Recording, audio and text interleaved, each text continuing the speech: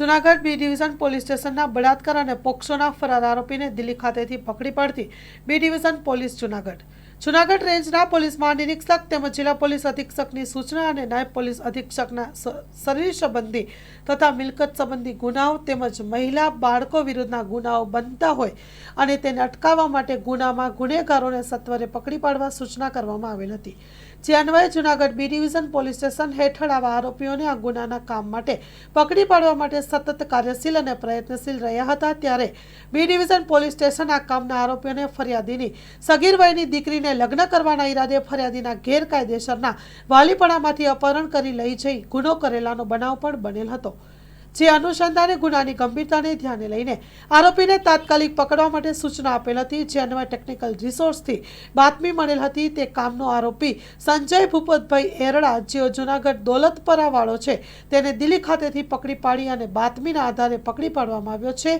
કાયદેસરની કાર્યવાહી હાથ ધરવામાં આવી છે। સ્ટોરી રિપોર્ટ બાય પ્રકાશ દવે, જૂનાગઢ।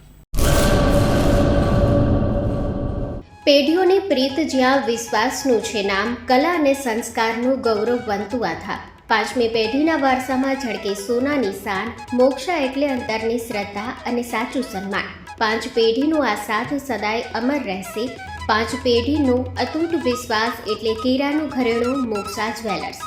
ગામ કેરાના હૃદય સમાન અને વર્ષોથી આપણી સંસ્કૃતિને દાગીનામાં કંડારનાર મોક્ષા જ્વેલર્સની મુલાકાતે આજે જ્યારે શૈલેષભાઈ શાંતિલાલ સોની આ પેઢીના પાંચમા વારસદાર તરીકે ગાદી સંભાળી રહ્યા છે, પણ વડવાઓના આશીર્વાદ અને ગ્રાહકોનો અપાર પ્રેમ પણ ઝળકે છે।